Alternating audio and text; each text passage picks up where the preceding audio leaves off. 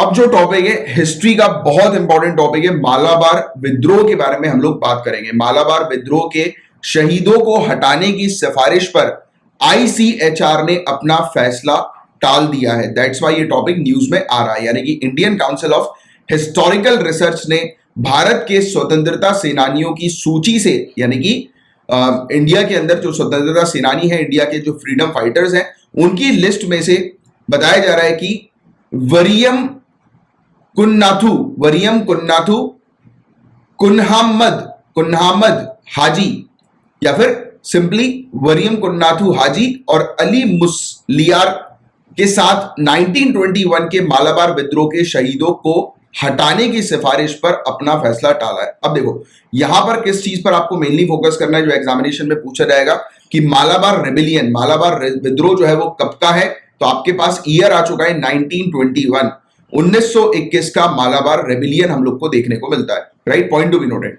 पूरा मुद्दा क्या है अभी जो टॉपिक न्यूज में देखने को मिला है, तो पैनल का विचार था, ये आईसीएचआर के पैनल के विचार की जो है वो बात हो रही है कि मालाबार में जो विद्रोह हुआ वह हिंदुओं पर एक तरफा हमला था।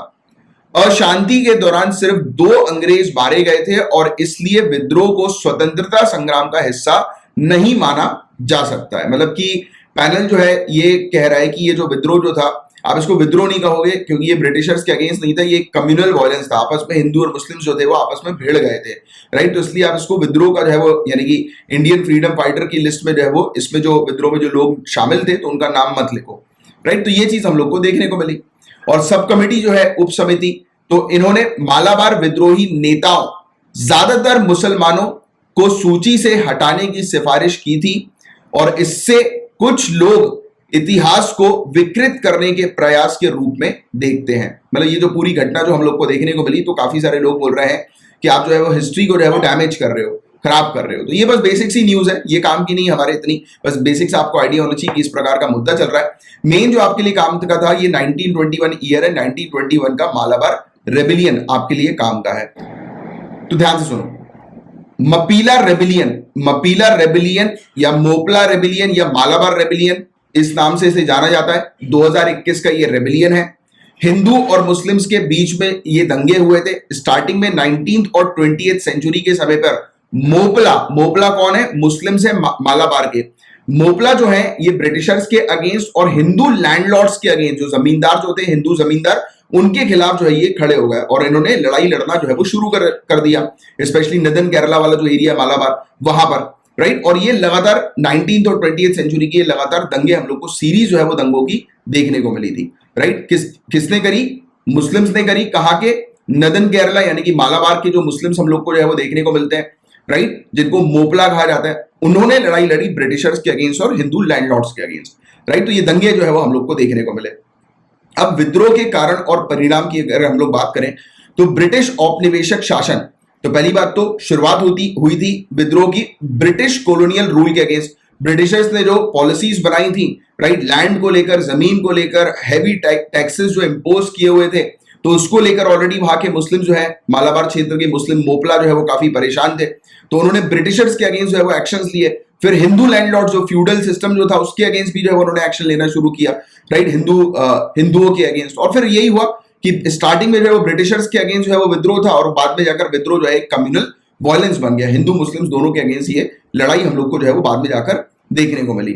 और गांधी जी भारत में खिलाफत आंदोलन के नेता शौकत अली के साथ मालाबार के निवासियों के बीच असहयोग और खिलाफत के संयुक्त संदेश को फैलाने के लिए अगस्त 1920 में कालीकट गए थे। तो गांधी जी जो है उन्होंने विजिट किया था यहाँ पर इस क्षेत्र में, क्योंकि इस क्षेत्र में काफी ज्यादा वायलेंस जो है वो लगातार हो रहा था।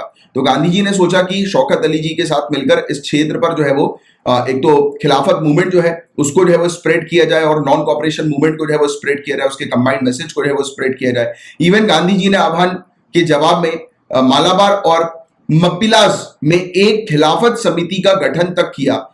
उनके धार्मिक प्रमुख हमें पोनानी के महादुम तंगल के तहत, जिन्होंने असहयोग आंदोलन को समर्थन देने का वादा किया। यानी कि उस क्षेत्र में एक रिलीजियस हेड हम लोग को देखने को मिले थे, राइट, तो जिन्होंने जो है वो कहा कि हम जो है वो इसको सपोर्ट करेंगे ये नॉन कॉपरेशन मूवमेंट को जो है वो सपोर्ट करेंगे और इस क्षेत्र पर जो है वो शांति मेंटेन करने का काम करेंगे।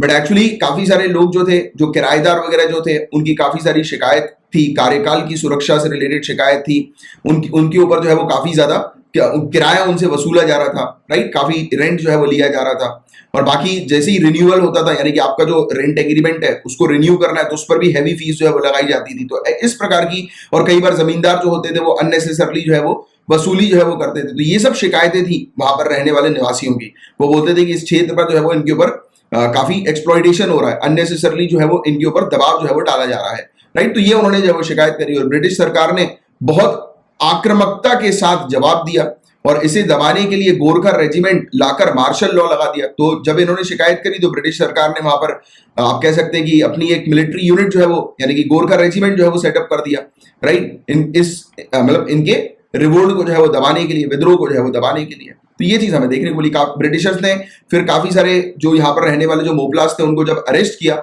और जब ये ले जाने लगे, राइट, एक गाड़ी में रेल के अंदर एक मालगाड़ी थी, तो ले जाने लगे तो 60 मोपिला प्रिजनर्स की जो है वो मौत हो गई, राइट, घुटन के कारण। तो इस चीज को हम लोग वैगन ट्रेजेडी कहते हैं। तो क्वेश्चन ये भी बन जाता है कि वैगन ट्रेजेडी जो है वो किस इवेंट से एसोसिएटेड है।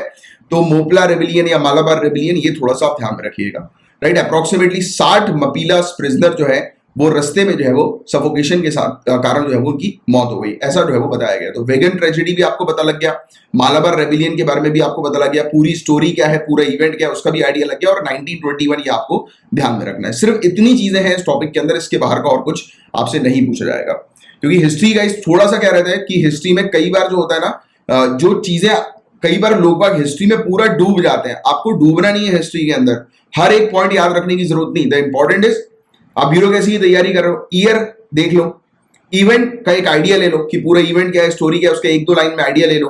इंपॉर्टेंट जो घटनाएं घटी हैं उसके बारे में देख लो, कौन सी कम्युनिटी वहां पर इन्वॉल्व है उसके बारे में देख लो, या लीडर को इन्वॉल्व है उसके बारे में देख लो। ये 4 या 5 पॉइंट से ज्यादा और कुछ आपको रिमेंबर नहीं करना है एक पर्टिकुलर टॉपिक में हिस्ट्री के। That's it. तो उम्मीद करता हूं ये टॉपिक आपको अच्छे से समझ में आ गया होगा।